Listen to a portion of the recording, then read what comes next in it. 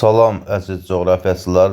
Mən coğrafiya müəlliminiz Rəhman İsmailovla kainat və günəş sistemi, planetlər, yerin günəş ətrafında hərəkəti testlərinin izahına baxacaq. Test 1. Günəşin zenitdə müşahidə edildiyi yarımadalar hansılardır? Baxaq. Malakka və Taymır yarımadası. Malakka yarımadası və Taymır yarımadası. Günəş zenitdə müşahidə edilir Malakkada, yalnız Taymırda müşahidə edilmir. Ona görə A olmaz. Sonra B'yə baxaq. B'yə baxaq. Somali Labrador yarımadası. Somali yarımadasında müşahidə edilir. Labrador yarımadasında müşahidə edilmir. Ona görə B variantı da olmaz. Hindistan və Skandinaviya yarımadaları. Hindistan yarımadasında müşahidə edilir. Yalnız Skandinaviya yarımadasında müşahidə edilmir. Ona görə C variantı da olmaz. D variantına baxaq. Malakka və Somali yarımadaları. Bəli, Malakka yarımadası və Somali yarımadaları. Hər biri tropiklərin arasında olduğu üçün həmin ərazilərdə günəş zenitdə müşahidə edilir. Bəli, D variantı. Düzgün cavabımız D variantı. Y variantına baxaq. Ərəbistan və Kola yarımadaları. Kola yarımadası müşahidə edilmir. Ərəbistanda müşahidə edilsə, Kolada müşahidə edilmir. Ona görə Y variantı da yanlış variant hesab edilir. İkinci sualımıza baxaq. 3 işıqlanma qurşağında yerləşən materiklər. Materiklərin hansı 3 işıqlanma qurşağında yerləşir? Baxaq.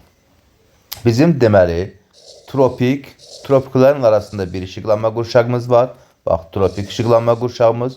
2 mülayim işıqlanma qurşağımız var. 2 qütb işıqlanma qurşağı. Ümumilikdə 5 işıqlanma qurşağımız var. 3 işıqlanma qurşağında yerləşən materiklər hansılardır? Avrasiya və Şimali Amerika. Baxaq, Avrasiya həm tropik, həm mülayim, həm də qütb işıqlanma qurşağında. Bəli, 3 işıqlanma qurşağındadır. Şimali Amerikaya baxaq. Tropik işıqlanma qurşağında yerləşir. Müəyyən hissədir. Bax, bu hissələr mülayim. Buradan yuxarı isə qütb işıqlanma qurşağı. Bəli, 3 işıqlanma qurşağında yerləşir. Cənubi Amerika hansı işıqlanma qurşağı? Tropikə düşdü. Tropik işıqlanma qurşağında yerləşir. Bəli, müəyyən hissəsi, bax, bu hissələr tropikə düşür. Sonra mülayimə düşür. Yalnız qütbə düşmür. 2 işıqlanma qurşağıdır. Avstraliya hansı işıqlanma qurşaqlarındadır? Tropik və mülayim işıqlanma qurşağında 2-dir. Ona görə olmur. Avrasiya 3 işıqlanma qurşağı yerləşməsinə baxmayaraq, Cənubi Amerika 2 işıqlanma qurşağı, Avrasiya 3, Antarktida yalnız 1 işıqlanma qurşağındadır. Olmaz. Antarktida 1 işıqlanma qurşağındadır. Olmaz. Üçüncü suala baxaq. Tropik xətlərini digər paralellərdən fərqləndirən xüsusiyyətlər. Tropikləri digər paralel xətlərindən fərqləndirsin. Üzərində hər fəsildə bir dəfə günəş zenitdə olur. Xeyr, belə bir fikir yoxdur. Tropiklər xətlərini digər paralellərdən fərqləndirən xüsusiyyət, üzərində hər fəsildə bir dəfə günəş zenitdə olur deyə bir şey yoxdur. Tropiklərin üzərində il ərzində günəş yalnız bir dəfə zenitdə olur. Bunu yadda saxlayın.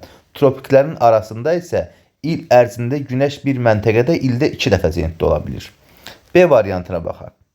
Üzərində ildə 2 dəfə günəş zenitdə olur. Xeyr, bu tropiklərin arasında olan ərazilərə aiddir. Yəni 23.5 şimal enliyi ilə 23.5 cənub enliyi arasında. Ancaq 23.5-lərin üzərində yalnız bir dəfə müşahidə edilir. Üzərində ildə bir dəfə günəş zenitdə olur. Bəli, tamamilə doğrudur. Bəs C variantı. Üzərinə günəş şüaları il boyu perpendikulyar düşür. Xeyr, perpendikulyar düşmür il boyu. Üzərində hər fəsildə 2 dəfə günəş zenitdə olur. Xeyr, belə bir fikir də yoxdur. Dördüncü suala baxaq. Aşağıdakı ölkələrin hansılarında günəş zenitdə olmur? Hansı ölkələrdə görək günəş zenitdə olmur? Bir ölkələrə baxaq. Deməli, Meksika və Hindistan. Meksika günəş zenitdə olur, tropik xətti keçir. Hindistan həmçinin tropikə düşdüyü üçün zenitdə olur. Ona görə A-nı götürmürük. Paragvay və Mozambik. Paragvay günəş zenitdə. Bax, Paragvay bu hissədən cənub tropik xətti keçdiyi üçün Paragvayda günəş zenitdə neyniyir? Olur. Sonra Mozambik. Mozambikdən baxın, tropik xətti keçdiyinə görə müəyyən hissəsi tropikə düşür. Yəni günəş zenitdə olur. Ona görə B-də olmaz. Küveyt və Pakistan. Küveytdə bax bu hissədə tropikdən şimalda yerləşdiyi üçün günəş zenitdə olmur. Sonra Pakistanda Pakistan burada yerləşdiyi üçün bu ərazidə. Pakistan buradan tropik xətti keçir. Bu ərazidə də günəş zenitdə olmur. Ona görə C variantı bizə lazım olan variantdır. Digərlərinə baxaq. Myanma və Nepal. Baxaq Myanmaya. Myanma bu hissədə.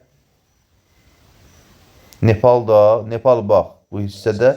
Bu hissədə də Myanma. Deməli, Nepalda günəş zenitdə olmur. Myanmanın tropik xətti bu hissəsindən keçdiyi üçün, tropikə düşdüyü üçün ona görə Myanmada zenitdə olur. Ona görə Y variantı olmaz. Mərakeş və Liviya. Liviyanın tropik xətti kəsir. Mərakeşi də bu hissədə kəsməsə belə, Mərakeşin bu hissəsini kəsməsə belə, Liviyanı kəsdiyi üçün Liviya tropikdə yerləşir. Ona görə Liviyaya görə olmaz. Əgər Qərbi Böyük Səhranı nəzərə alsaq, Mərakeşin ərazisi kimi, onda Mərakeşi də tropik xətti kəsmiş olacaq. 5-ci suala baxaq. Sxemdəki qırıq xəttlər nəyi ifadə edir?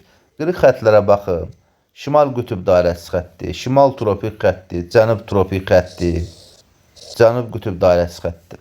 Şimal və cənub yarımkürələrini yox, paralel və meridianları yox, Qrinviç meridianı və ekvatoru yox, qütubləri və ekvatoru yox, qütub dairələrini və tropik xəttlərini göstərir. 6-cı suala baxaq. Yerin günəş ətrafında fırlanması ilə bağlı olan coğrafi prosesləri müəyyən edin. Yerin günəş ətrafında fırlanması ilə bağlı olan, yer günəş ətrafında fırlananda nələrin baş verdiyini bizdən soruşur. Baxaq variantlara. Temperaturun sutkalıq və illik dəyişməsi, gecə-gündüzün və fəsillərin dəyişməsi.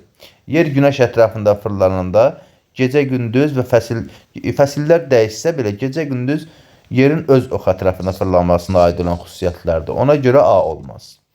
Gecə-gündüzün növbələşməsi, gecə-gündüz dediyimiz kimi, yerin günəş yox, öz ox ətrafında fırlanmasından baş verən hadisələrdir.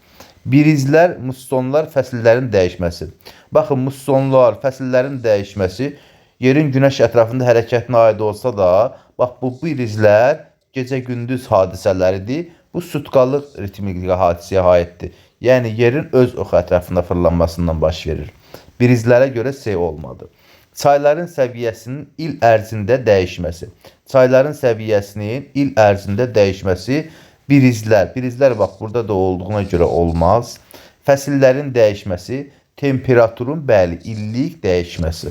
Məhz bu illik ritmik hadisələrə aid olan xüsusiyyətdir.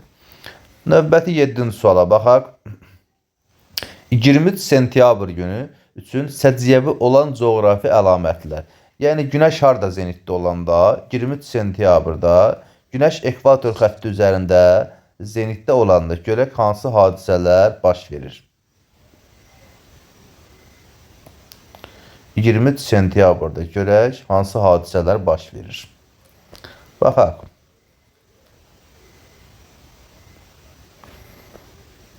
23 sentyabrda günəş düz ekvator xətti üzərində zenitdədir və payız gecə-gündüz bərabərliyi günüdür. Şimal və cənub yarımkürələri bərabər işıqlanır. Bəli.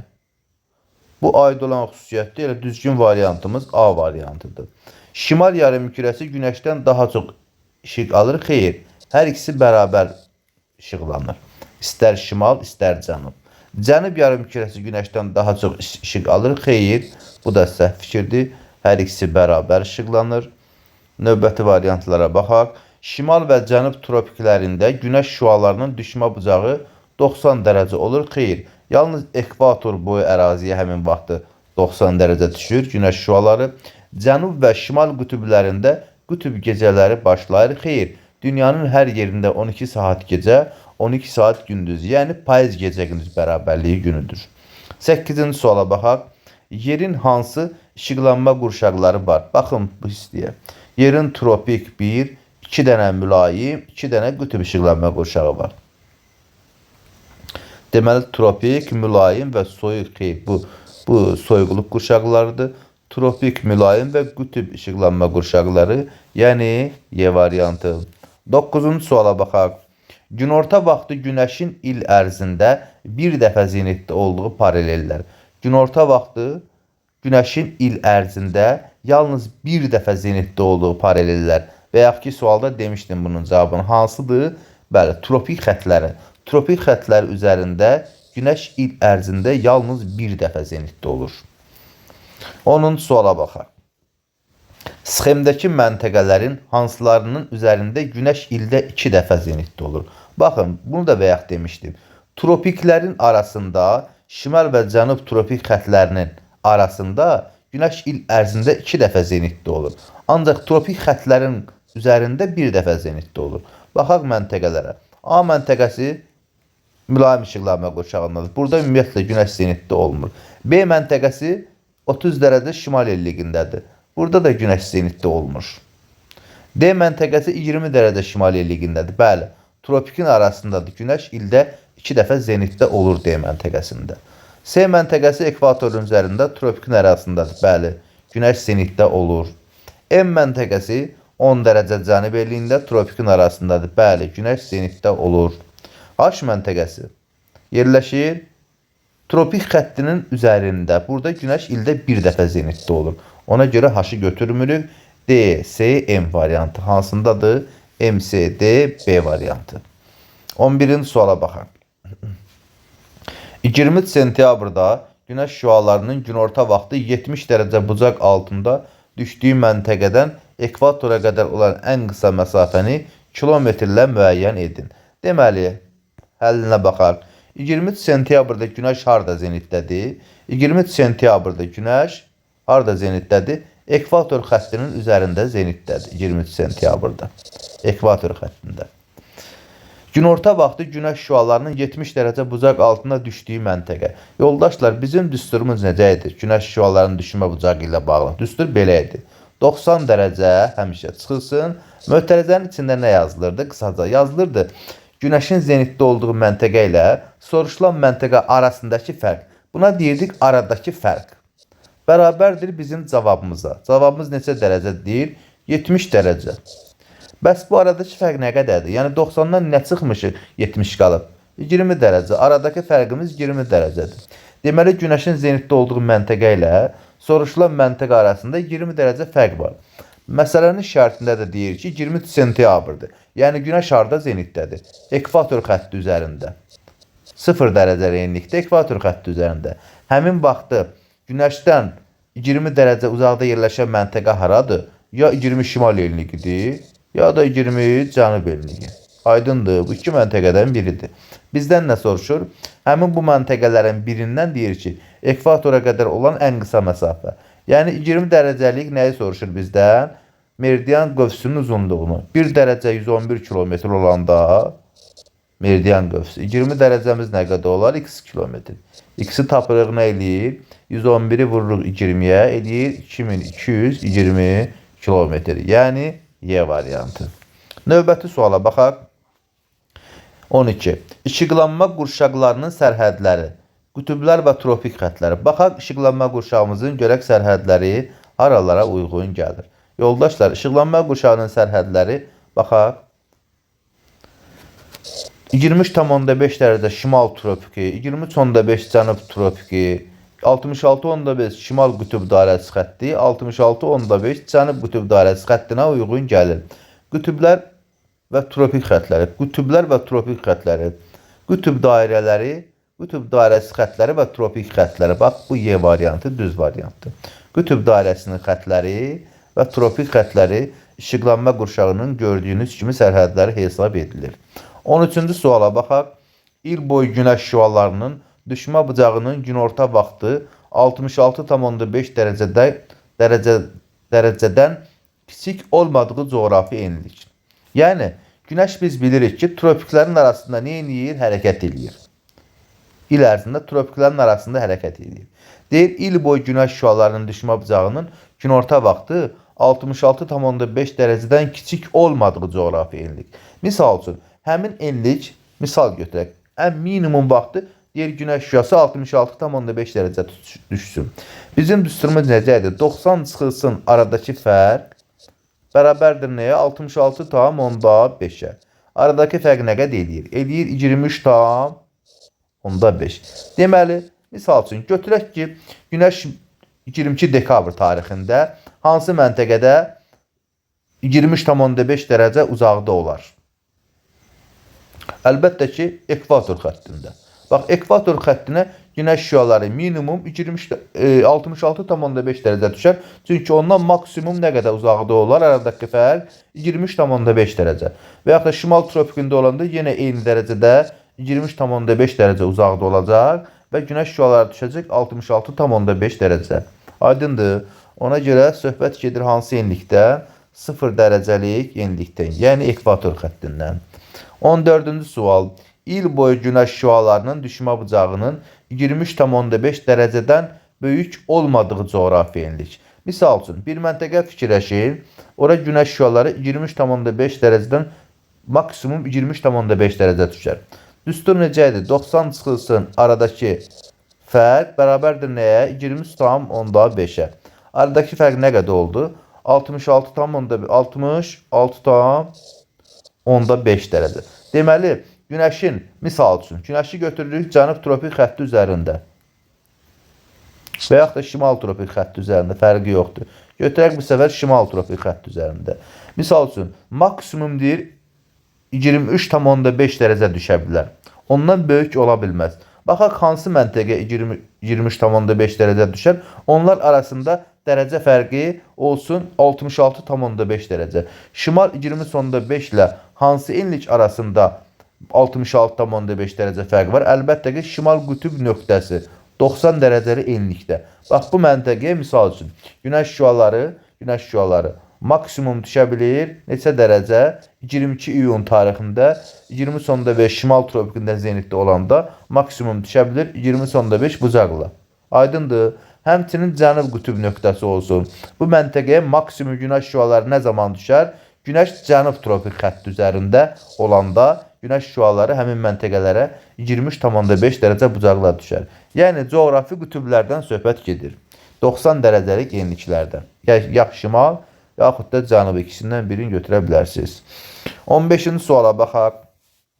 Sxemdə verilmiş hansı məntəqələrdə fəsil dəyişkənliyi aydın müşahidə edilir? Baxaq, siz bilirsiniz ki, fəsillər subtropik və mülayim enliklərdə 4 fəsilin 4-ü də aydın müşahidə edilir. Misal üçün, subekvatorial və subarktik ərazilərdə 2 fəsil, ekvatorial və qütüb nöq ərazilərində isə 1 fəsil müşahidə edilir. Baxaq, fəsil dəyişkənliyi aydın müşahidə edilir əsasən subtropik və mülayim enliklərdə. Subtropik və mülayim enliklərdə. 2, 4, 6. Yəni, A variantı. Növbəti sualımıza gələk, 16-cı sualımıza. Bakı şəhəri 40 dərəcə cənub enliyi və 50 dərəcə şərq uzunluğundadır. Bunu bildik. Bakı yerləşir 40 dərəcə cənub enliyi və 50 dərəcə şərq uzunluğunda. Bizdən nə soruşur? Yerləşsəydi, deyir. Bakı şəhəri 40 dərəcə cənub enliyi və 50 dərəcə şərq uzunluğunda yerləşsəydi. Yəni, cənubda yerləşsəydi. 40 dərəcə şimal enliyində, 50 dərəcə şərq uzunluğunda yox. Aşağıdakilərdən hansı müşahidə olunardı? Baxaq, ən soyuq günlər yanvar ayında olardı. Yanvar ayında günəş cənub tərəfdə, cənub yarımkürəsindən zenitdə olardısa, misal üçün bu sualın cavabı belə deyim. Siz bilirsiniz ki, şimal yarımkürəsində ən soyuq ay quruda yanvar ayıdır. Suda isə fevral ayıdır. Aydındır. Ən isti ayımız isə şimal yarımkürəsində quruda iyul ayıdır. Suda avqust ayıdır. Bunu bilirsiniz. Cənubda isə bunun əksidir. Tam əksi. Misal üçün, cənubda ən soyuq ayımız quruda. İyul ayı. Ən soyuq ayımız suda isə avqust ayıdır. Aydındır. Quruda isə ən soyuq ayımız Daha doğrusu quruda isə ən isti ayımız quruda yanvar ayı, suda isə fevral ayıdır. Bax, bu şimalla cənub bir-birinin tam əksidir. Aydındır. İndi bizdən nə soruşur? Ən soyuq günlər yanvar ayında olur. Cənubda, yəni Azərbaycan cənubda yerləşsəydi, 40 dərəcə cənub enliyi, 50 dərəcə şərq uzunluğunda cənubda yerləşsəydi, bu hadisə baş verərdi ki, deyir, yəni ən soyuq günlər yanvar ayında olardı. Xeyr, cənubda onsuz ən soyuq günlər yanvar ayı yox, olur iyul ayı, avqust ayı. Bu fikir ona görə səhv fikirdir. Sonra ən uzun gündüz 22 dekabrda müşahidə olunardı. Bəli, şimalda olduğuna görə ən uzun gündüz misal üçün müşahidə edilir 22 iyunda, cənubda isə 22 dekabrda müşahidə edilərdi. Yəni yay vaxtı. Cənubun yay vaxtı. Ona görə B variantı düz variantdır. Payız fəsli 23 sentyabrda başlayardı. Payız fəsli şimalda yerləşəndə 23 sentyabrda başlayır. Cənubda payız başlayır 21 mart tarixində. Günəş 22 iyunda zenitdə olardı. Günəş 22 iyunda zenitdə olardı. 22 iyunda günəş şimal tropikində zenitdə olur. Bu da ona görə olmazdı. Ən qısa gecə 22 iyunda olardı. Ən qısa gecə 22 iyunda yox, ən qısa gecəmiz olardı nə zaman? Ən qısa gecəmiz olardı 22 dekabrda. Ona görə də Y variantı səhv variantı olur.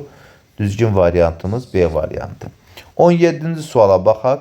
Hansı məntəqələrdə ildə bir dəfə günəşin çıxma və batma hadisəsi baş verir? Günəş ildə bir dəfə çıxıb batdığı məntəqələr qütb nöqtələridir. Şimal və cənub coğrafi qütb nələri? Nöqtələri. Misal üçün, deyirəm ki, günəş ekvator xətti üzərində zenitdə olanda, misal üçün, 21 mart tarixidir. 21 mart tarixindən artıq bir gün keçəndən sonra şimal qütb nöqtəsində artıq qütb gündüzləri neyiniyir? Başlayır. Günəş çıxır. Günəş ekvator üzərindən gəlir 22 iyuna doğru. Yəni şimal tropik xəttinə doğru. Bura gəlib çatana qədər hələ də şimal qütb nöqtəsində gündüzdür. Daimi gündüzdür, gecə olmur. 3 ay müddətində gündüz olur. Aydındır. Və qayıdır günəş yavaş-yavaş geriyə qayıdıb, gəlib 23 sentyabra çatana qədər hələ də 6 ay müddətində şimal qütb nöqtəsində gündüzdür. 23 sentyabrdan sonra günəş cənub yarımkürəsinə, cənub tropikinə gedəndə artıq həmin ərazidə gün batır və 3 ay dayanmadan gecə prosesi davam edir. Gecə olur həmin ərazidə. Günəş 22 dekabr cənub tropikinə çatır. Həmin şimal qütb nöqtəsində yenə gecədir. Günəş yenidən 21 marta qaydana qədər 6 ay müddətində şimal qütb nöqtəsində gecələr müşahidə edilir. Yəni şimal və cənub qütb nöqtələrində eyni proseslər baş verir. Günəş ildə bir dəfə çıxır, 6 ay gündüz olur, bir dəfə batır, 6 ay gecə olur. Aydındır. Coğrafi qütblər yəni. 18-ci suala baxaq. Ərazinin daha çox istilik alması üçün günəş şüaları hansı bucaq altında düşməlidir?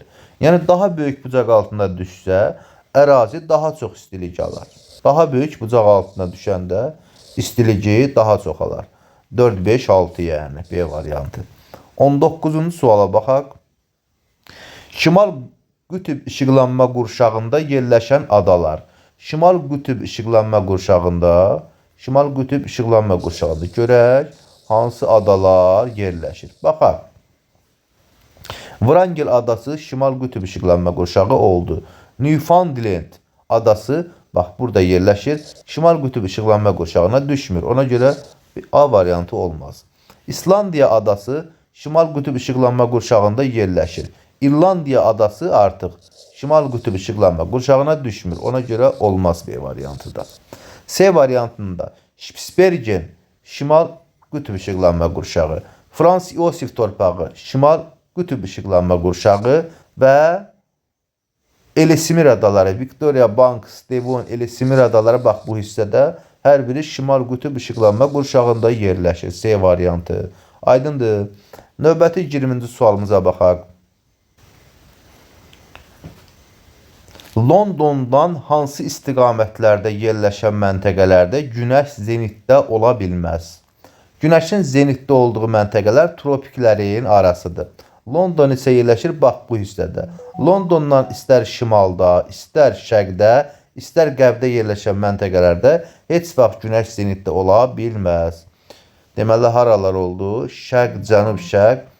Bir dəqiqə, cənub, xeyr, cənubda olar. Şimal, şimal, şərq, qərb və cənub, qərb, şərq və cənub, şərq. Bir dəqiqə, ola bilməz. Cənub və şimal, şərq. Cənubda olar, ona görə bu olmaz. Cənub şərqdə, cənuba tərəf gələn istiqamətlərdə mütləq olacaq. Çünki gəlib tropikə keçəcək axırda. D variantına baxın. Şimal və şimal-şərq istiqamətlərində ola bilməz. 21-ci suala baxaq. Nə soruşur bizdən? Yeni Zelandiyadan hansı istiqamətlərdə yerləşən məntəqələrdə günəş zenitdə ola bilməz? Yeni Zelandiyadan hansı istiqamətdə? Baxın, şimal, şimali şərq, şimali qərb istiqamətlərində getsən, günəş zenitdə ola bilməz. Yəni, şimalla adı çəkilən istiqamətlərdə gedəndə günəş zenitdə ola bilməz. Aydındır. Ona görə qaldı yalnız C variantı. 22-ci suala baxaq. Hansı coğrafi enlikdə qütb ulduzu Polioris görünmür? Qütb ulduzu, yoldaşlar, ekvatordan şimalda yerləşən məntəqələrin hər birində görünə bilir. Ekvatordan cənubda yerləşən məntəqələrdə qütb ulduzu görünməz. Avstraliya, bəli, ekvatordan cənubdadır. Onun heç bir ərazisində qütb ulduzu görünmür. Şimali Amerikada görünür. Ona görə olmaz. Şimali Amerika, Afrika olmaz. Cənubi Amerika, ekvatordan şimala müəyyən hissəsi düşür. Ona görə olmaz. Antarktida və Avstraliya tamamilə ekvatordan cənubda olduqları üçün həmin ərazilərdə heç vaxt qütb ulduzu görünməz. 24-cü suala baxaq. 3 işıqlanma qurşağında yerləşən və günəşin bütün il boyu zenitdə olduğu materik.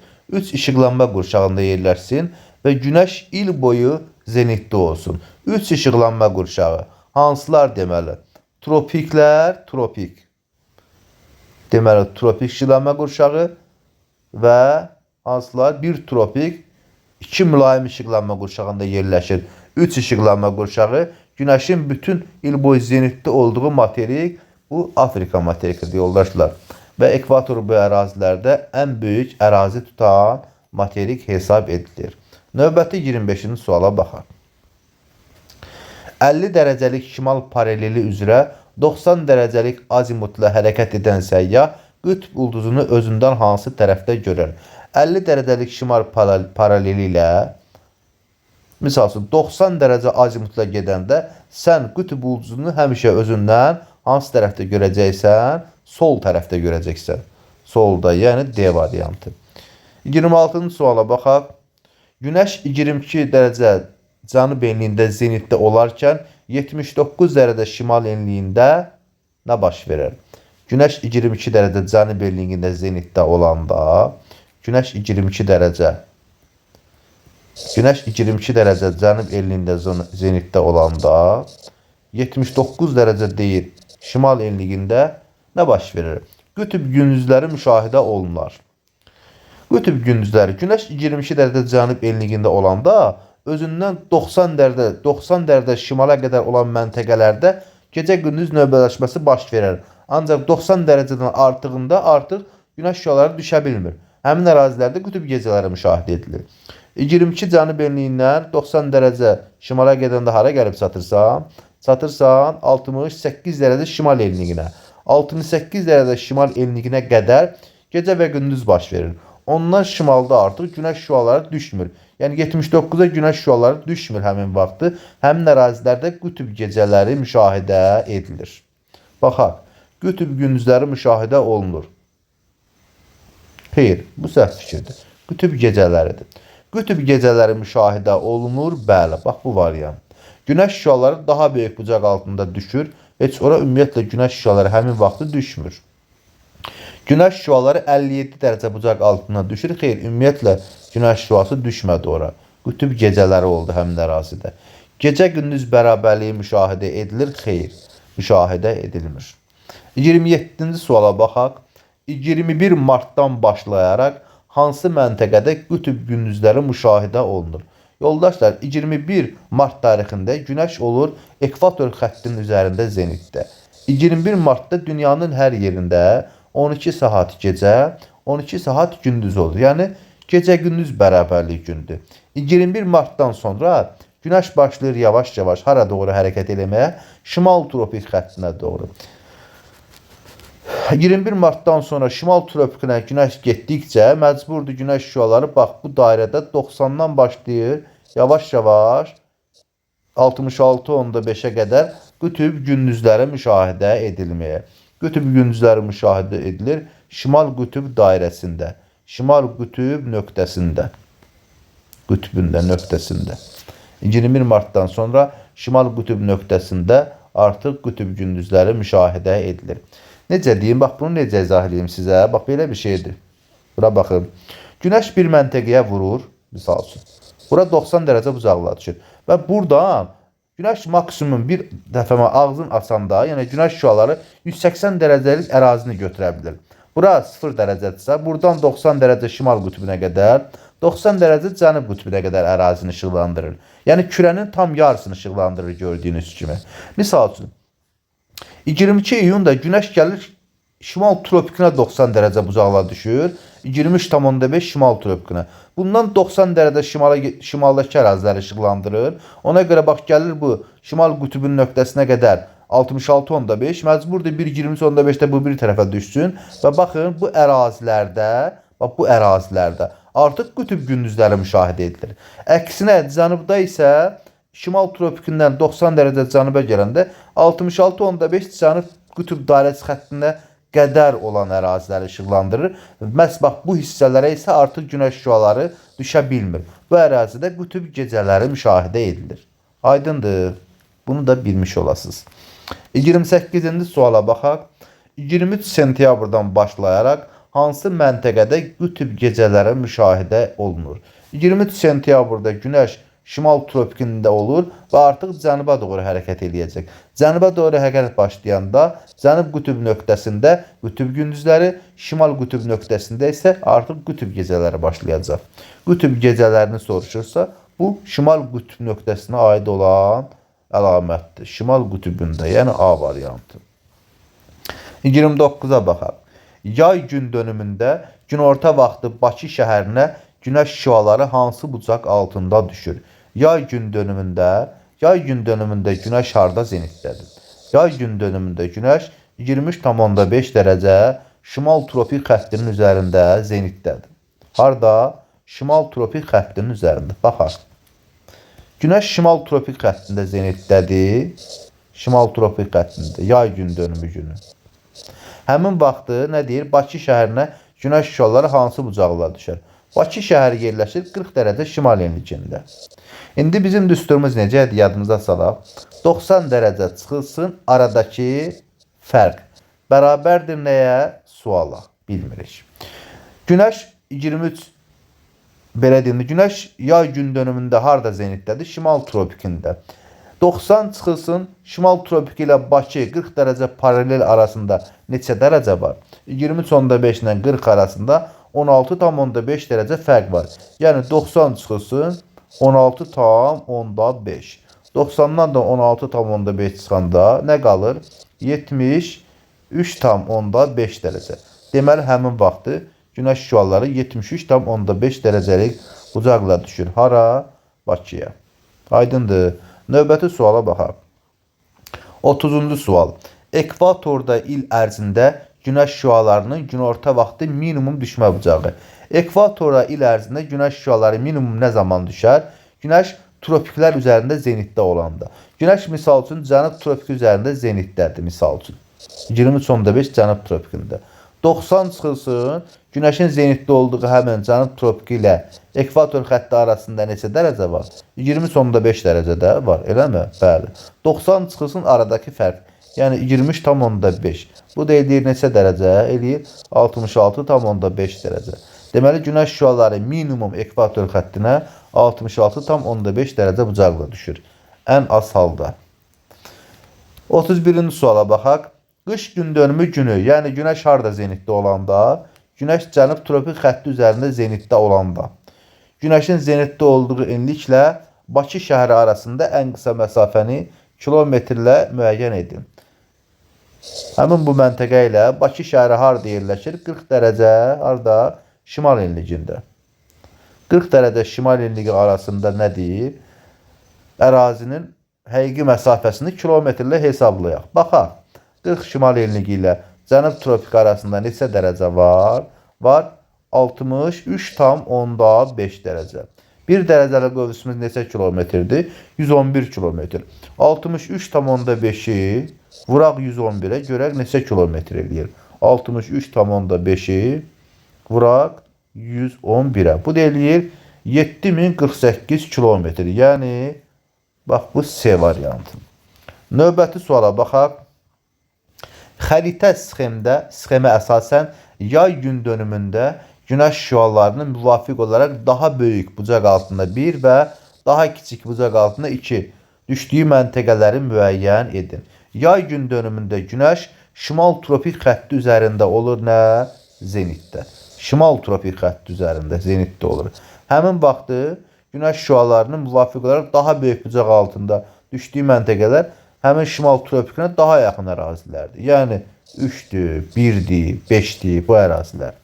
Aydındır 1, 3, 5 və daha az bucaq altında ondan daha uzaqda olan 2, 4, 6-cı məntəqələr hesab edilir. Növbəti sualımıza baxaq. Növbəti sualımız 33-cü sual. Xəritə sxemə əsasən qış gün dönümündə günəş şüalarının müvafiq olaraq daha böyük və daha kiçik düşdüyü məntəqələr. Qış gün dönümündə günəş cənub tropik üzərində zenitdə olur. 23,5.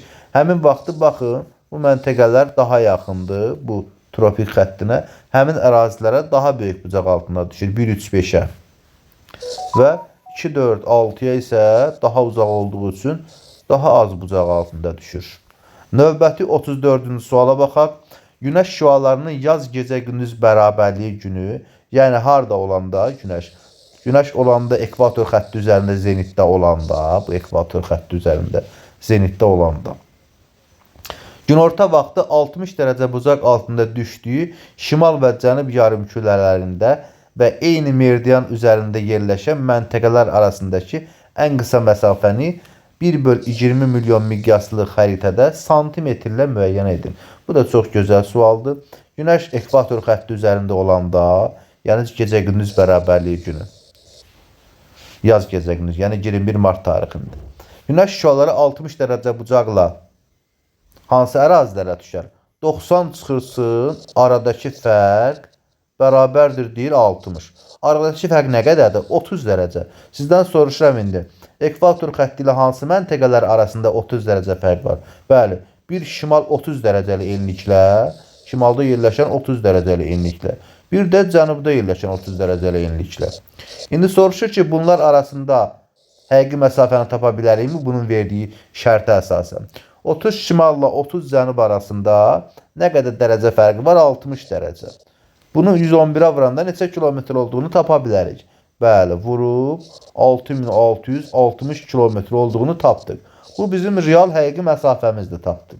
Sonra, bax bu məsələnin şərtində miqyası verib, bizim də tapdığımız nədir? Real məsafə.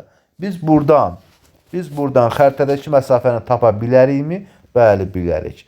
Xəritədəki məsafə necə tapılırdı? Xəritədəki məsafə bərabərdir. Həqiqi məsafə 6660 kilometr. Bölünsün miqyasdan 5 sıfır siləndə qalır 200-ə. Böləndə 200-ə o da eləyir nə qədər? Eləyir 33,3 santimetr. Yəni A variantı. Növbəti 35-ci suala baxaq. Günəşin il boyu günorta vaxtı üfüqün şimal tərəfində göründüyü ölkələri müəyyən edin. Günəşin il boyu üfüqün şimal tərəfində yerləşdiyi ölkələri müəyyən edin. O ölkələr elə bir ərazidə yerləşməlidir ki, günəş heç vaxt onların başı üzərində zenitdə ola bilməsin və onlardan həmişə şimal istiqamətində görsənə bilsin. Həmin məntəqələr cənub tropik xəttindən cənubda olmalıdır ki, günəş də il ərzində tropiklərin arasından kənara çıxa bilmir. Bax bu hissədə çıxır, burada batır. Şərqdə çıxır, qərbdə batır. Misal üçün burada bir məntəqə götürsək, həmin bu A məntəqəsində günəş həmişə şimal-şərqdə, şimalda, şimal-qərbdə görsənəcək. Yəni heç vaxt məntəqənin başı üzərində və yaxud da qərbdə, şərqdə görsənə bilməyəcək. Yalnız şimal-şərqdə, şimalda, şimal-qərbdə görsənəcək. Aydındır.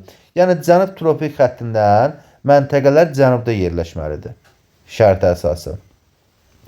Cənub tropik xəttindən cənubda yerləşir hansı ölkələr? Monqolistan şimal mülayimdə yerləşir, olmaz. Uruqvay, bəli, Uruqvay cənub tropikindən cənubda yerləşir. Bu olar. Esvatini, Lesota. Bu yerləşir harda? Baxın. Bu hissədə Carın anklavıdır, belə deyək. Yəni, bax, burada tropik xəttindən cənubda yerləşir. Ona görə oldu 2. Sonra Yeni Zelandiya, bəli, Yeni Zelandiya cənub mülayimdə olur. Həmişə günəş ondan şimal-şərq, şimal-qərb tərəflərdə görsənir. Misir misal üçün tropikdə görsənir, ona görə Misir olmaz. Meksika həmçinin şimaldadır, tropikə düşür. Günəş onun başı üzərində də, zenitdə də ola bilir. Ona görə 5-də olmaz. Düzgün cavabımız 2, 3, 4. Hansı variantdır? Bəli, B variantı. Düzgün cavab. 36-cı suala baxaq. Aşağıdakı fikirlərdən qış gün dönümü günü üçün doğru olanları müəyyən edin. Qış gün dönümündə günəş harda zenitdədir? Bəli.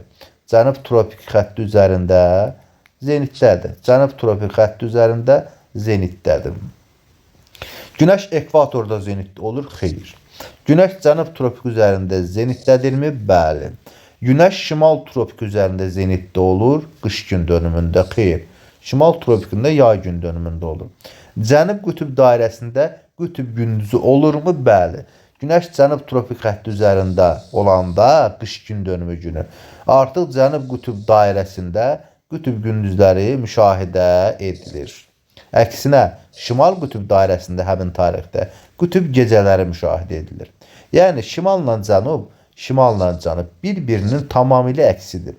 Şimalda nə proses baş verirsə, qütb gecə gündüzlərlə bağlı olaraq, həmin enlikdə, onun əksi cənubda isə tamamilə onun əksi baş verir. Aydındır. Növbəti 37-ci suala baxaq. 22 iyunda qütb gecələrinin müşahidə olunduğu məntəqələr. 22 iyunda günəş harda zenitdədir? Şimal tropik xəttində. Bax, burada. Hansı ərazilərdə qütb gecələri müşahidə edilir? Əlbəttə ki, 22 iyun tarixində şimal tropikində günəş zenitdə olanda şimal qütb dairəsində artıq qütb gündüzləridir. Əksinə cənub qütb dairəsində isə artıq qütb gecələridir. Yəni Z və K qütb gecələrinin müşahidə olunduğu məntəqələrdir həmin tarixdə. 21 mart tarixindən sonra günəş şüalarının düşmə bucağının hansı məntəqələrdə azaldığını müəyyən edin. 21 mart tarixində günəş ekvator xəttində zenitdədir. Bu tarixdən sonra günəş yavaş-yavaş şimal tropikinə yaxınlaşacaq. Şimal tropikinə yaxınlaşdıqca, misal üçün K məntəqəsinə yaxınlaşacaq. Yaxınlaşacaqsa, həmin əraziyə günəş şüalarının düşmə bucağı artacaq. T-yə də doğru yaxınlaşırsa, T-də də günəş şüalarının düşmə bucağı artacaq. Ancaq X məntəqəsində, artıq ekvator xətti üzərində yerləşən X məntəqəsində günəş şüalarının düşmə bucağı get-gedə azalacaq. Ona görə X-də olmaz. M-də də azalacaq, M-dən uzaqlaşır. N-də də azalacaq, N-dən də uzaqlaşır. K və T məntəqələri. Yalnız K və T məntəqələri. Artıq burada variantların hansındasa səhvlik var hər birində. K və T yalnız 2 dənə variantda olacaq. K və T məntəqələrində. Növbəti 38-ci suala baxaq. Daha doğrusu 39-cu suala. Yay gün dönümü günü aşağıdakı coğrafi enliklərdən hansında gündüzün uzunluğu daha çox olar? Yay gün dönümündə günəş şimal tropik xətti üzərində zenitdədir. Şimal tropik xətti üzərində. Aşağıdakı məntəqələrdən deyil, coğrafi enliklərdən hansında gündüzün uzunluğu daha çoxdur? Gündüzün uzunluğu harda çox olar? Şimal qütb nöqtəsinə yaxın olan ərazilərdə gündüzün uzunluğu daha çox olar. Yəni şimal qütb nöqtəsinə 90-a hansı məntəqələr yaxındırsa, həmin ərazilərdə gündüzün uzunluğu daha çox olar. Baxaq bir-bir. 60 şimal enliyində bəli. Şimal qütbünə daha yaxındır. Həmin ərazilərdə gündüzün uzunluğu daha çoxdur. Aydındır. Növbəti suala baxaq. 40-cı suala. Hansı məntəqələrdə mövsümi fəsil dəyişkənliyi aydın müşahidə edilmir?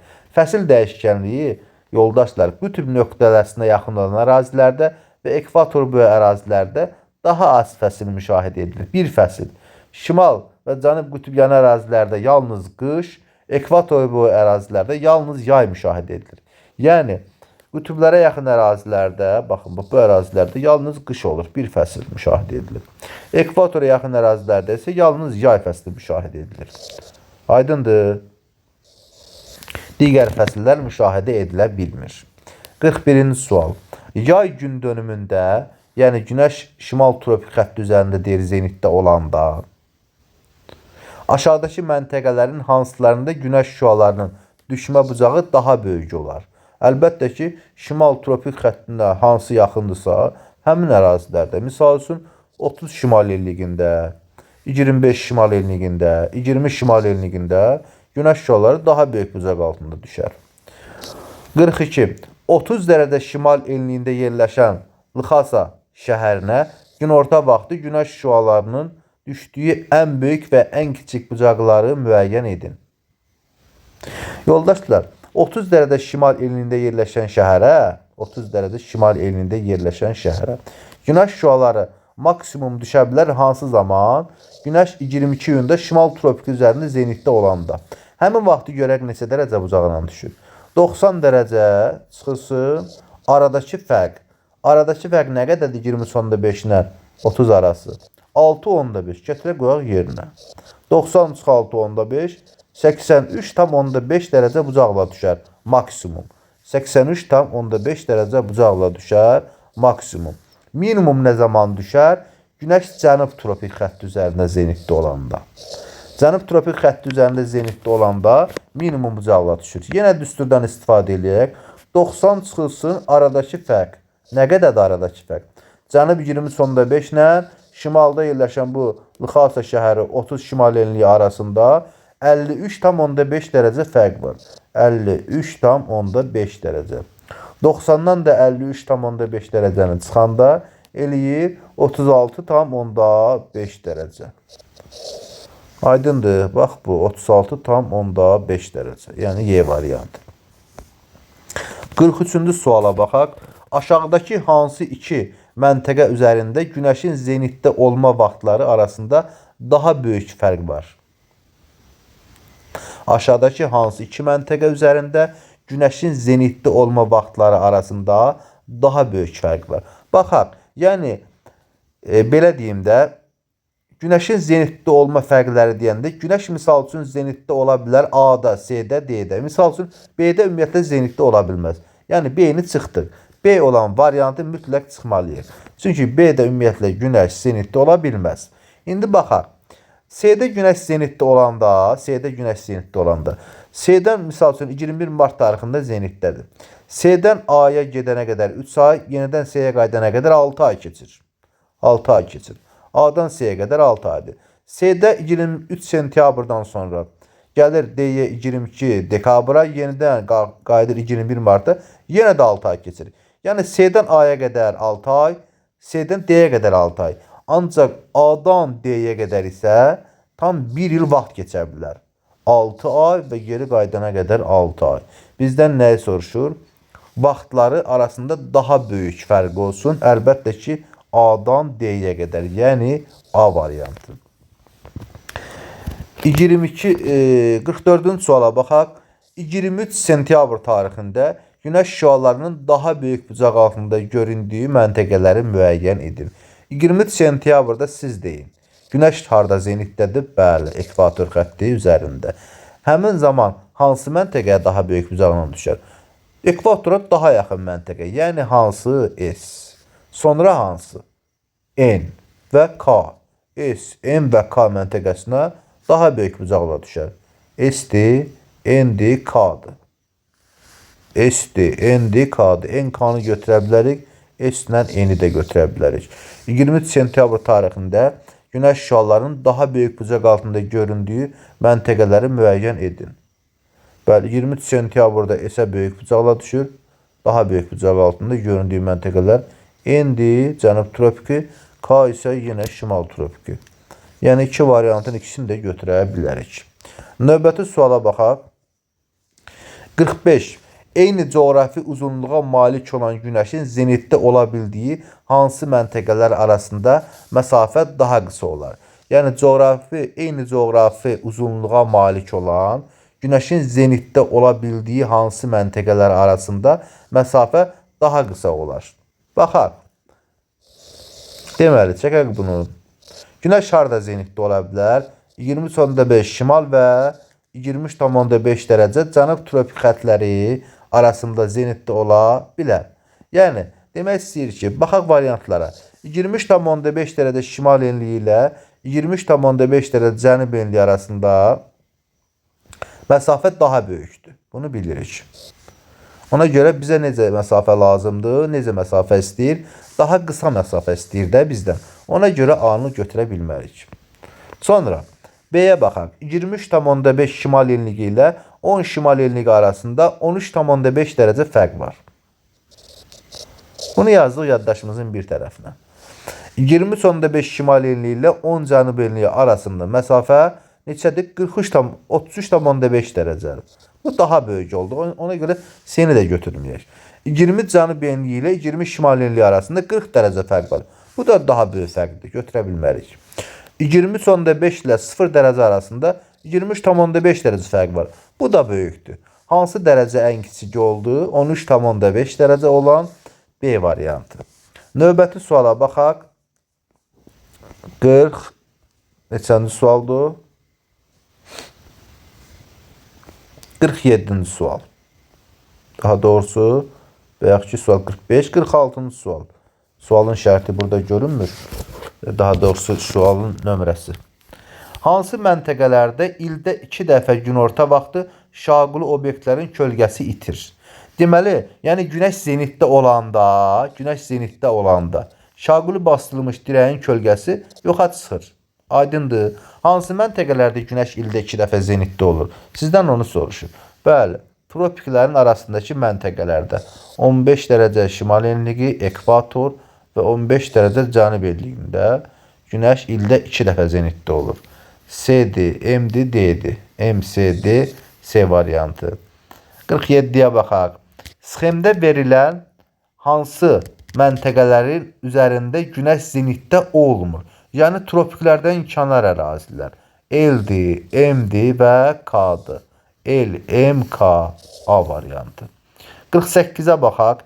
Günəş hansı paralel üzərində zenitdə olduğu zaman günorta vaxtı onun şüaları Bakı şəhərinə 26.5 dərəcə bucaqla düşür. Bizim düsturu dərhal yada salaq.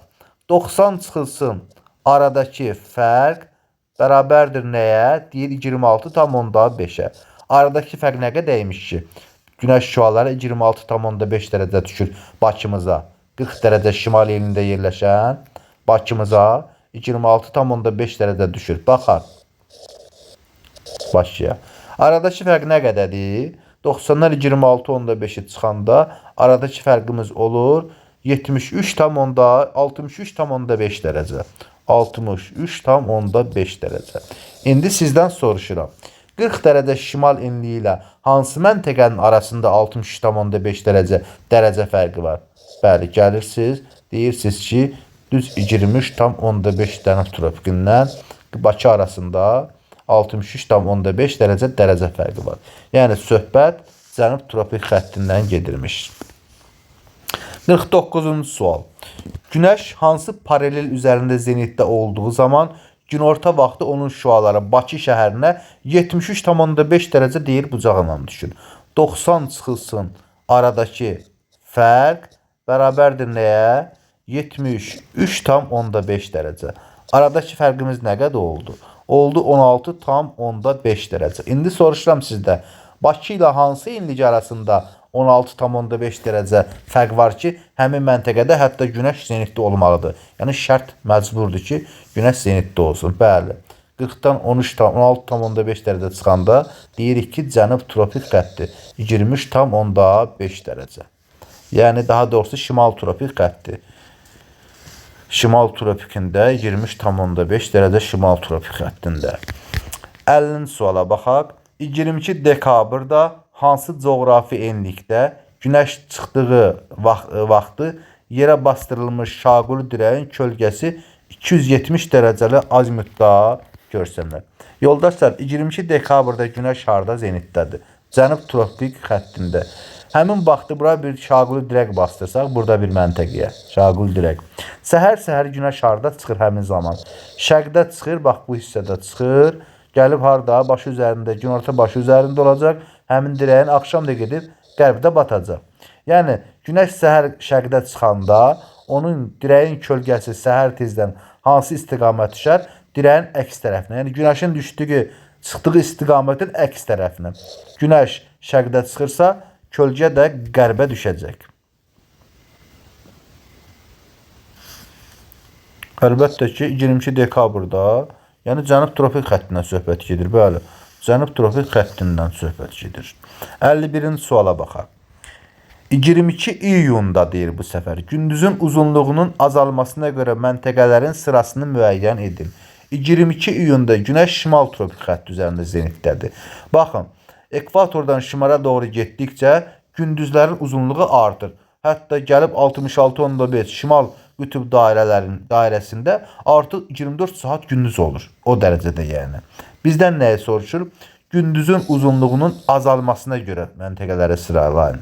Gündüzün uzunluğunun azalması nədir? Gündüzün uzunluğu ən çox şimalda, ondan cənuba doğru gəldikcə gündüzün uzunluğu azalacaq. Ən böyük gündüz 1-dədir, sonra 2-dədir, sonra 4-dədir, sonra 3-də, sonra 5-də, sonra 6-da. Yəni B variantı. 52-ci suala baxaq. Verilən dərəcə toruna əsasən gecə-gündüzün adi növbələşdiyi bütün fəsillərin zəif müşahidə olunduğu müvafiq əraziləri müəyyən edin. Gecə-gündüz deyir adi növbələşsin. Yəni qütb dairələri olmasın, yəni ki. Qütb işıqlanma qurşaqları olmasın. Bütün fəsillərin zəif müşahidə edildiyi ərazilər olsun. Aydındır. Bütün fəsillərin zəif müşahidə edildiyi iki ərazi var. Bir qütblər, şimal və cənub qütb yanı ərazilər. Bir də ekvator yanı ərazilər. Deyir ki, məsələnin şərtinin əsasını deyir ki, gecə-gündüzün adi növbələşdiyi bütün fəsillərin zəif müşahidə olunduğu müvafiq əraziləri müəyyən edin. Yəni, gecə-gündüzün adi növbələşmədiyi qütb yanı əraziləri deyir, istəmirəm, çıx buradan. Yerdə qaldı nə? Yerdə qaldı ekvatora yaxın ərazilər. Ekvatora yaxın ərazilər hansılardır? Baxaq.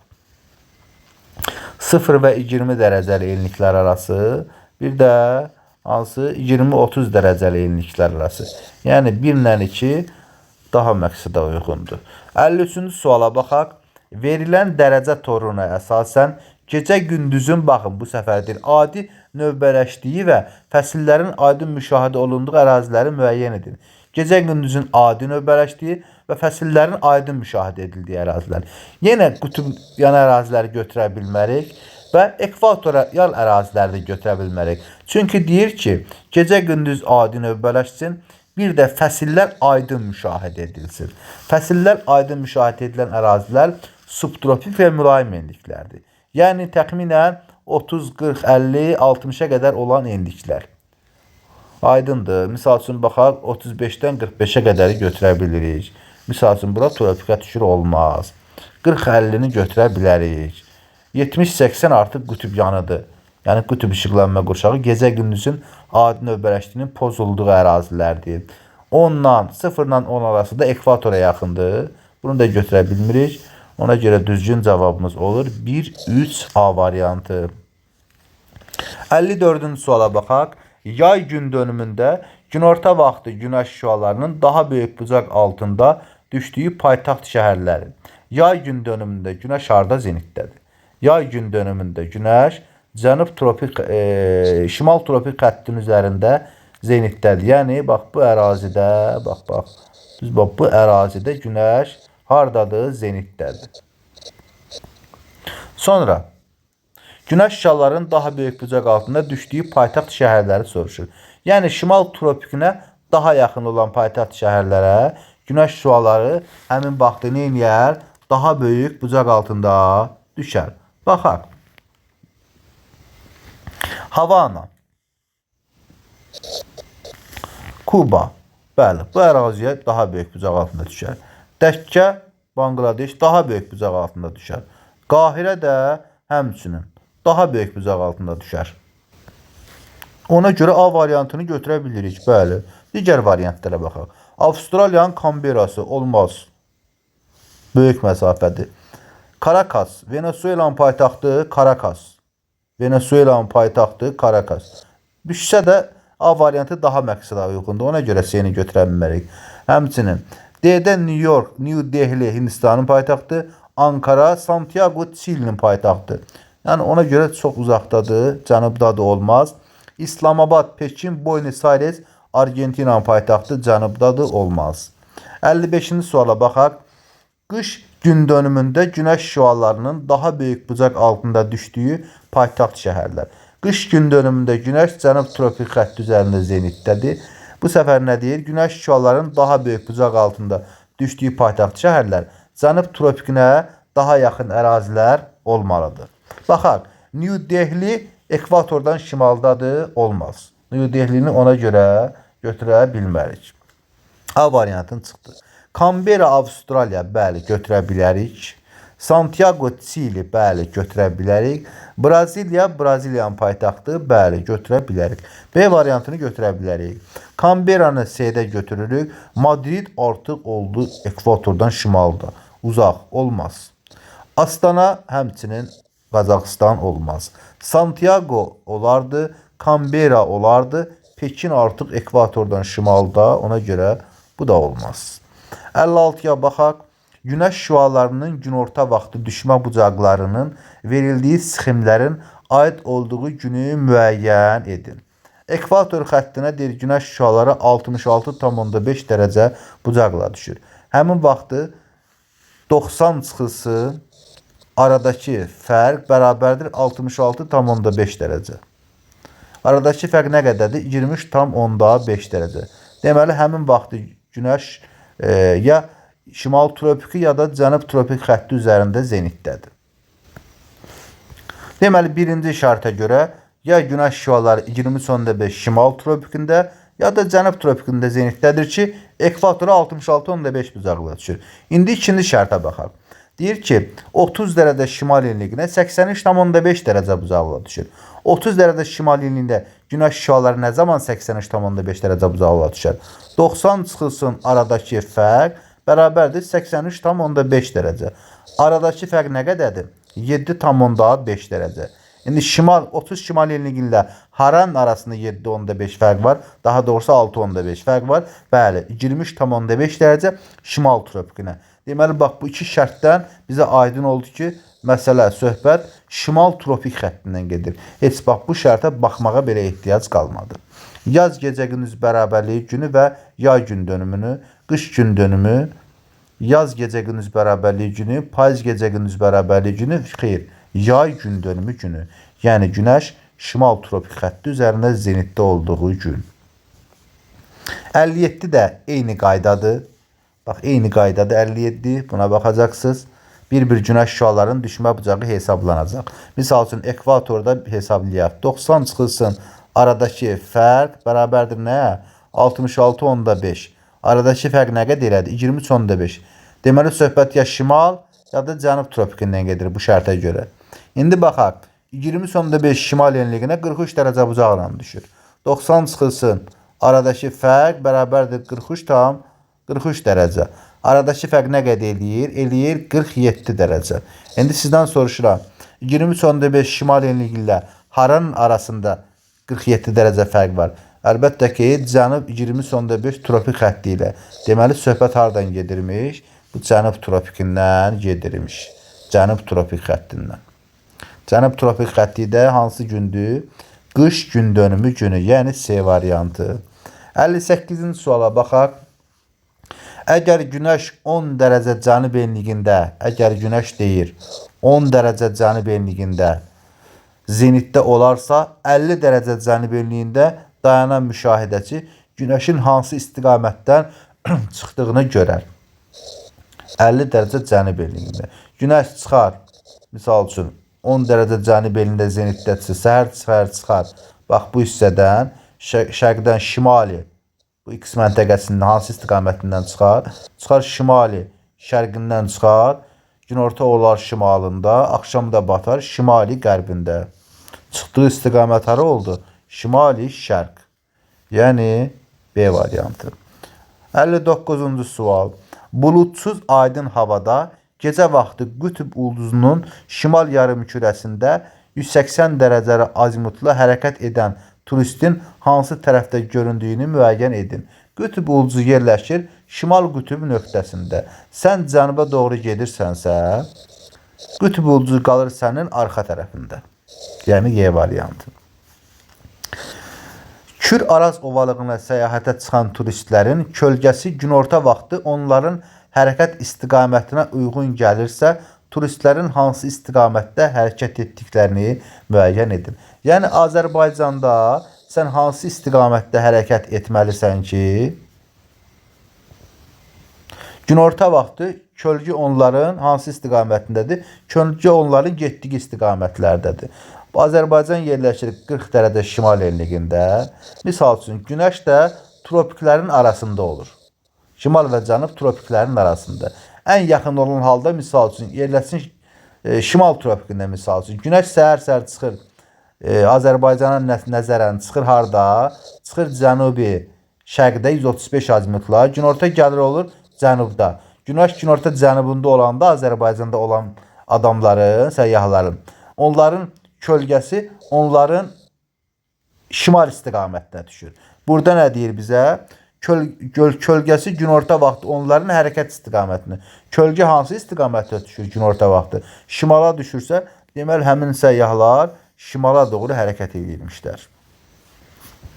61-ci sual. Günəş 10 dərəcə şimal enliyində zenitdə olarkən hansı coğrafi enlikdə qütb gecələri müşahidə edilir? Baxaq, Günəş 10 dərəcə şimal enliyində zenitdə olanda, 10 dərəcə şimal enliyində zenitdə olanda, baxaq.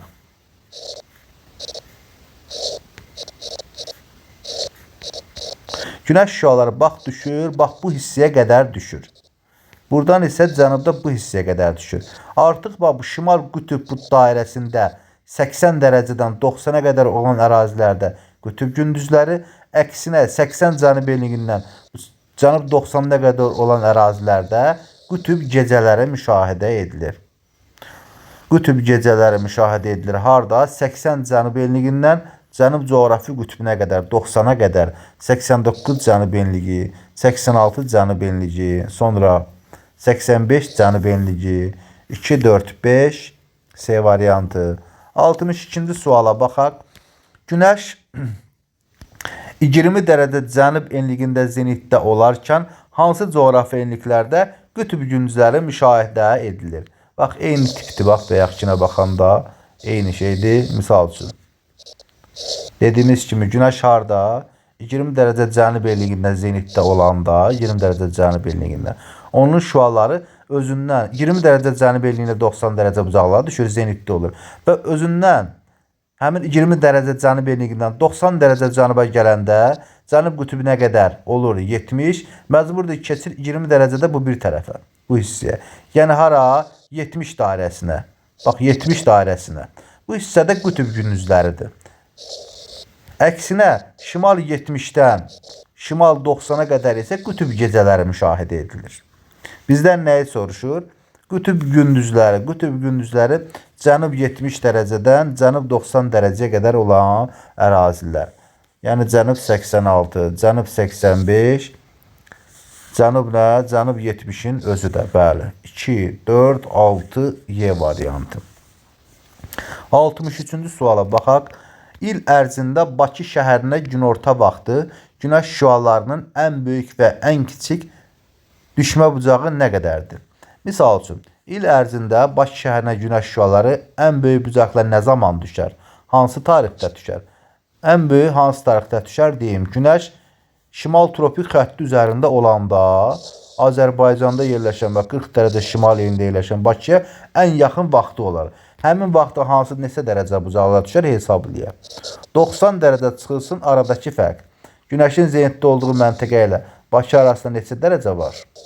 16,5 dərəcə. 90-dan 16,5-i çıxanda tapırıq ki, maksimum Azərbaycana 73,5 dərəcə bucaqlığa düşərmiş. Ən az hansı tarixdə düşər? 22 dekabrda Günəş bizdən maksimum uzaqda olanda, cənub tropik xəttində. Həmin vaxtı Günəş şüaları hansı bucaqlığa düşər hesablayaq düstura əsasən. 90 çıxılsın arada fərq. Şimal 40 dərəcə ilə cənub tropik xətti arasında neçə dərəcə var? Fərqli yarımkürədədirlər, toplanılır. Eləyir 63,5 dərəcə. 90-dan da 63,5-i çıxanda eləyir 26,5 dərəcə. Bizdən də nəyi soruşurdu? Ən böyük və ən kiçik. Ən böyük 73,5, ən kiçik də oldu 26,5 dərəcə. 64-cü sual. Yay gün dönümündə Günəş şüalarının 90 dərəcə bucaq altında düşdüyü məntəqə ilə şimal qütb dairəsi arasında dərəcə fərqini tapın. Yay gün dönümündə Günəş şimal tropik üzərində zenitdədir. Burada yerləşən məntəqələrə 90 dərəcə bucaqla düşür. Yəni şimal tropik xəttinə.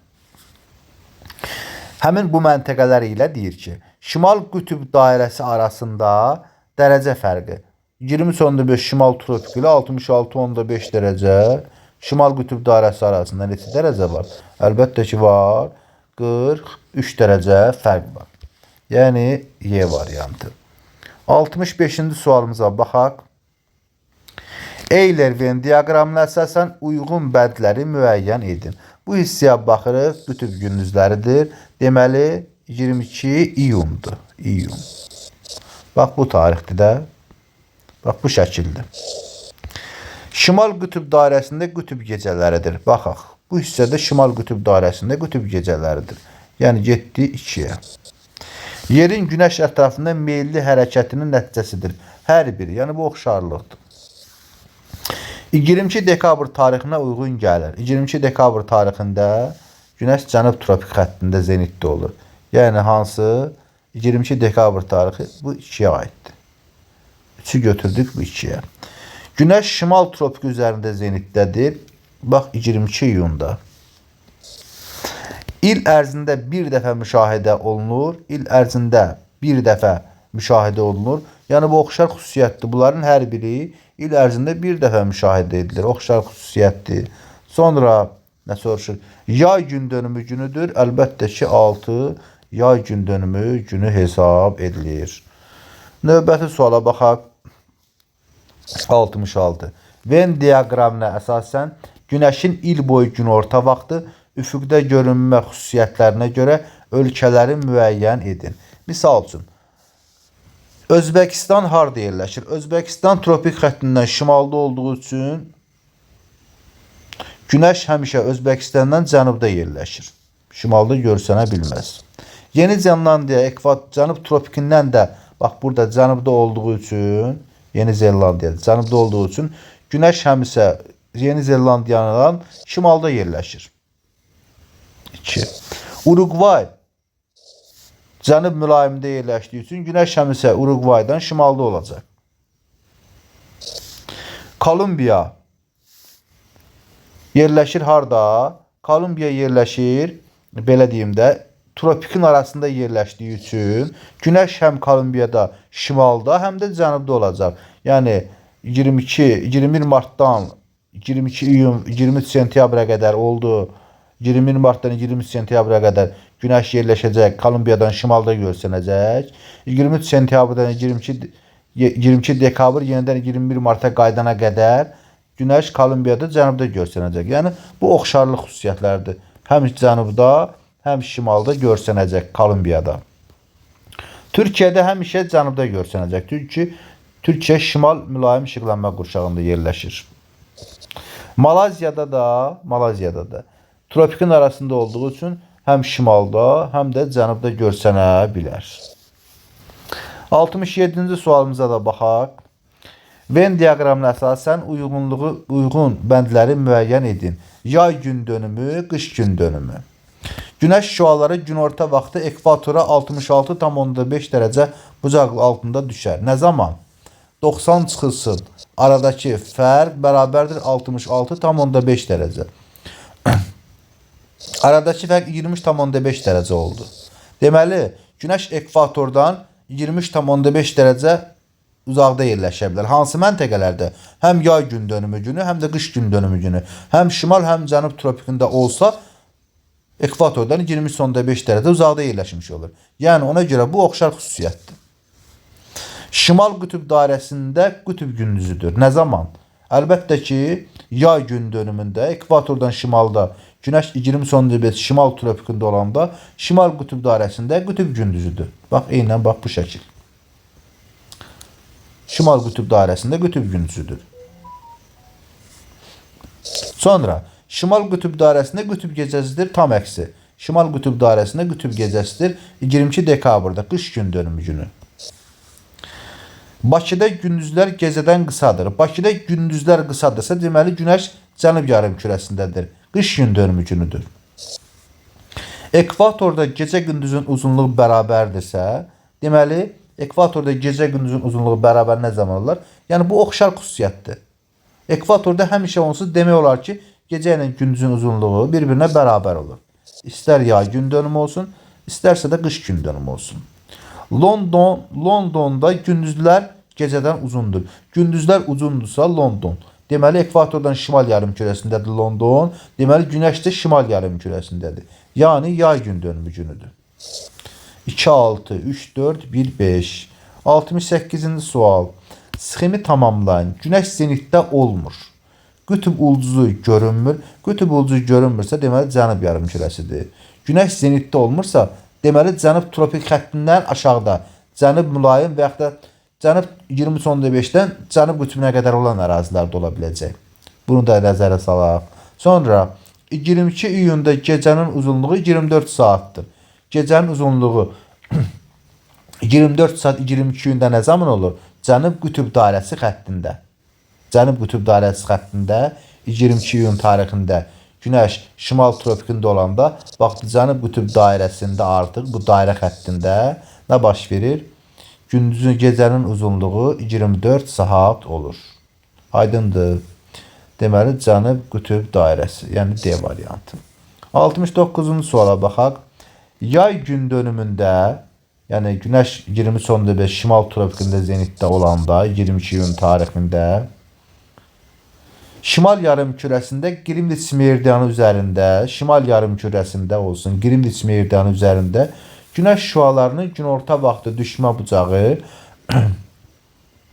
47 dərəcə olan məntəqədən səyyahlar əvvəlcə 0 dərəcəlik azimutla, sonra isə 180 dərəcəlik azimutla eyni meridian çevrəsi üzrə 6660 kilometr yol getdilər.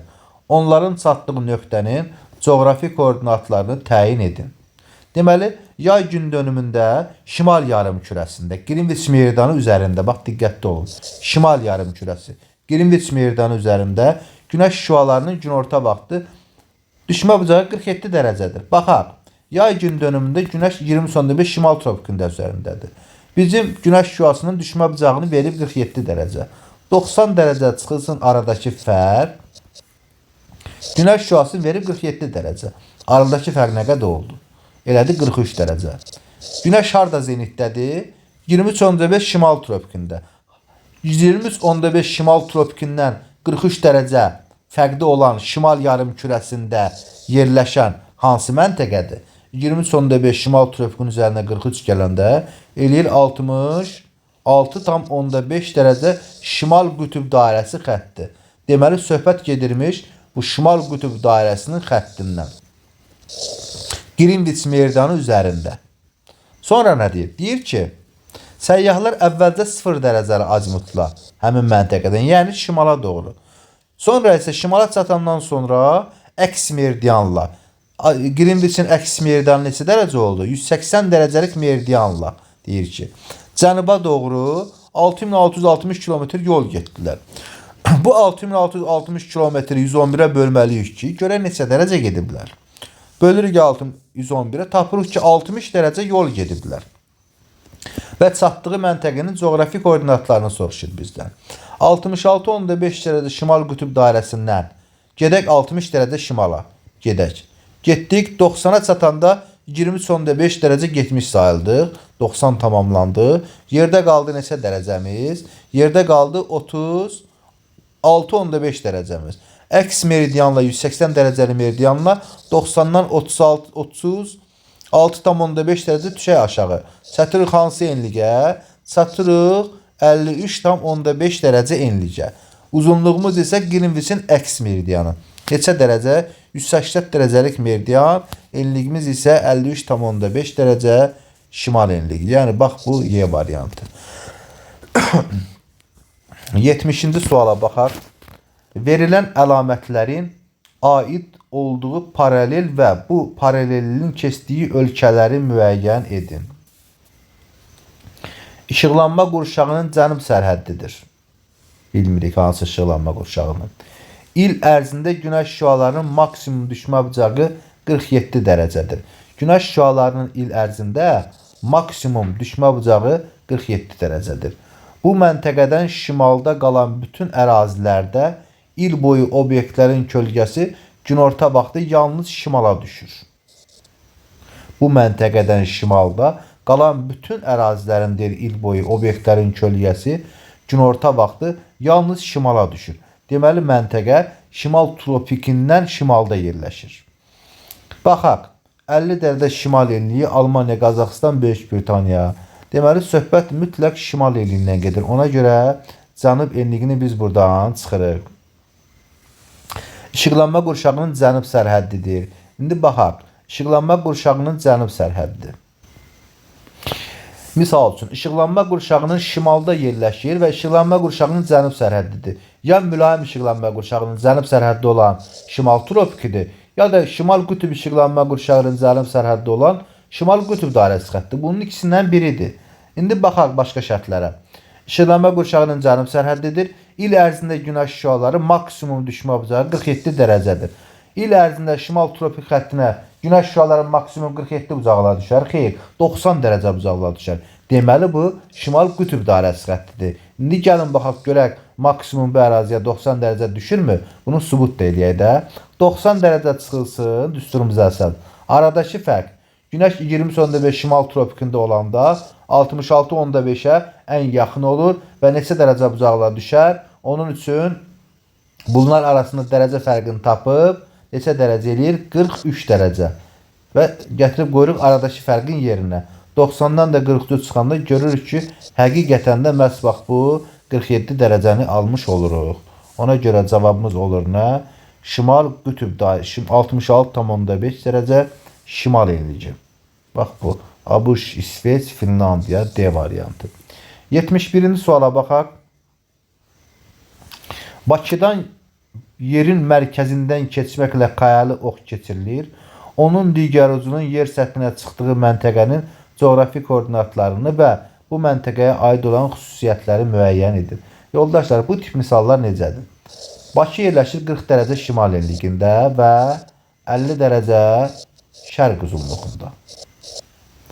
Bax, buradan bir ox batırıb yerin mərkəzindən keçidib çıxmaq şərti ilə bu hardan çıxır? Batdığı enlik hansı enlikdirsə onun tam cənub hissəsi. Misal üçün, 40 şimal enliyindən batırmışamsa, mütləq o 40 cənub enliyindən çıxmalıdır. Həmin dirək. Və uzunluq isə batırıldığı uzunluğun əks meridianından çıxır. Misal üçün, 50 dərəcə şərq uzunluğundan batıbsa, onun əks meridianı neçə olur? 130 dərəcə qərb uzunluğu. Aydındır. Bu belə olur. Batdığı enliyin cənubda əks enliyindən çıxır. Uzunluq isə batdığı uzunluğun əks meridianından çıxır. Baxaq bir-bir şərtlərə. Deməli, 40 şimal enliyi, 50 şərq uzunluğu Bakıdan batıbsa, cənub 40 dərəcə cənub enliyi, 130 dərəcə qərb uzunluğundan çıxacaq. 40 cənub enliyi, 130 qərb uzunluğundan çıxacaq. Sonra bizdən nəyə soruşur? Bunun şərtlərini. Baxaq variantlarımızda 1-ə olan ABC-yə baxaq. Mülayim işıqlanma qurşağında yerləşirmi? Bəli. Yaz gecə gündüzü bərabərliyi günündə günəş şüaları günorta vaxtı düşmə bucağı Bakı ilə eynidirmi? Bəli. Çünki hər birinin enliyi eynidirsə, ekvatordan eyni məsafədədirlər yaz gecə gündüz günlüyünə əsasən. Sonra D'yə baxaq. Ən uzun paraleldən olan ən qısa məsafə Bakı ilə eynidir. Ən uzun paralel haradır? Ekvator və ən qısa məsafə Bakı ilə eynidir. Baxın, 40 dərəcə şimal, 40 dərəcə cənub. Bu da düz fikirdir ona görə. D variantı. Cavabımız B variantı. 72-ci sual. Günəş 20 dərəcə cənub enliyində zenitdədir. Günəş 20 dərəcə cənub enliyində zenitdədir. Bəli. Sonra günorta vaxtı hansı coğrafi enliyə şaqulu bastırılmış dirəyin kölgəsinin uzunluğu dirəyin öz uzunluğuna bərabərdir?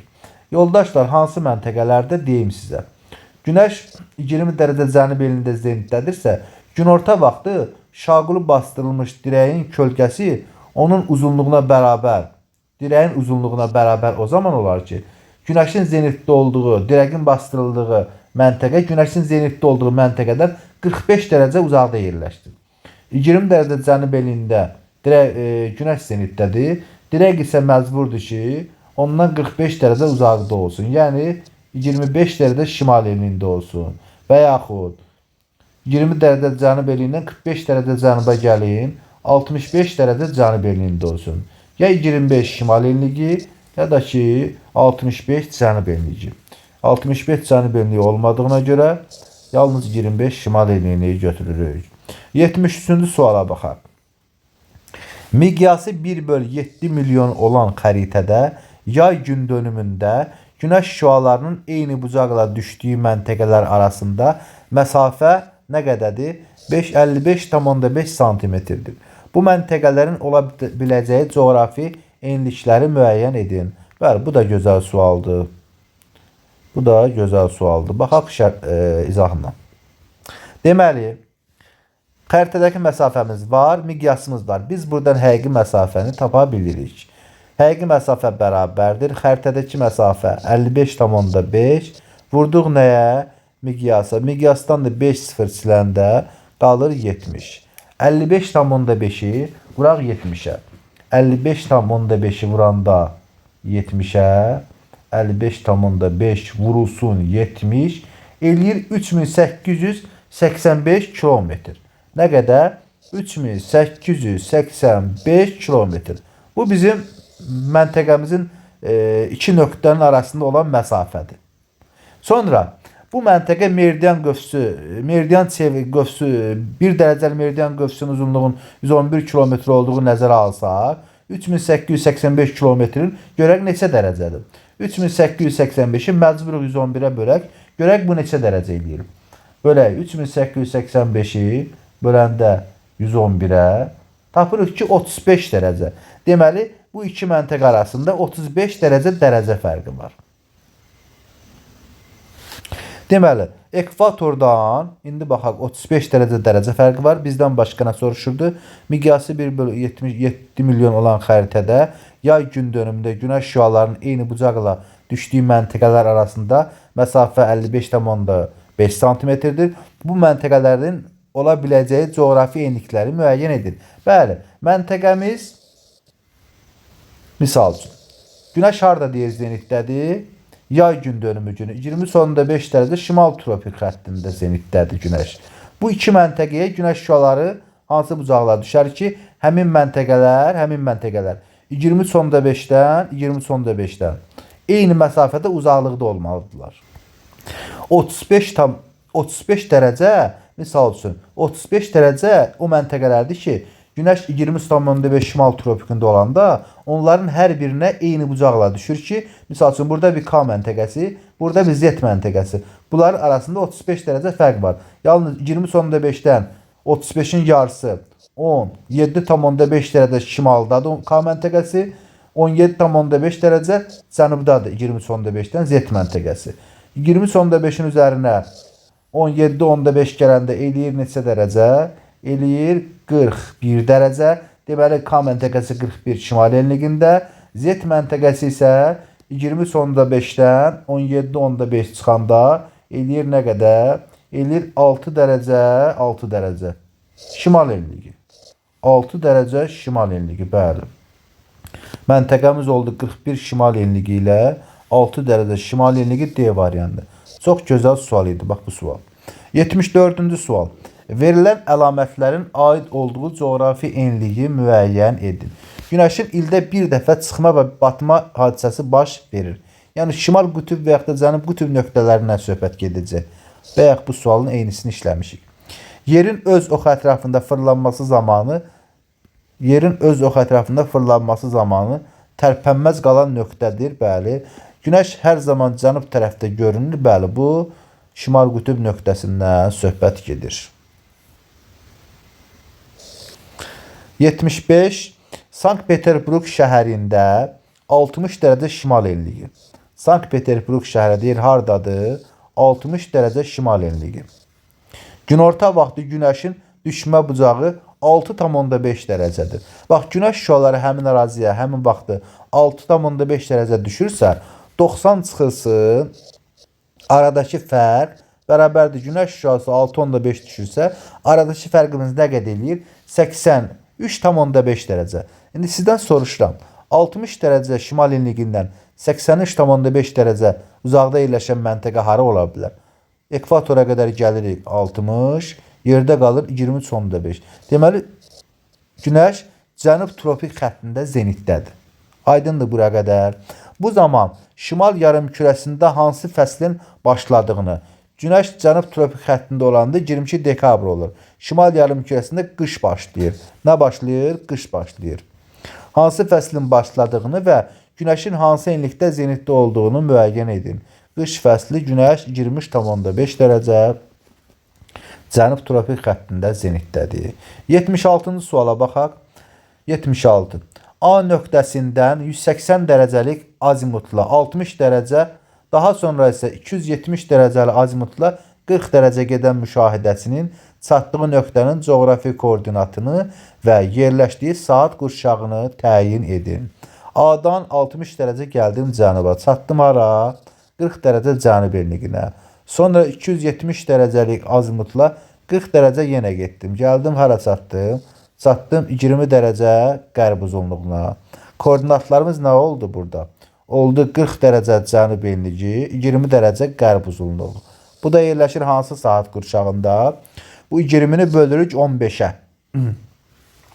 Tam alınır 1, qalıq da 5. Qalıq 7,5-dən az olduğu üçün tamın üzərinə heç nə əlavə eləməyib 1-i götürürük və qərb yarımkürəsində olduğu üçün 24-dən də 1-i çıxıb deyirik 23-cü saat qurşağı.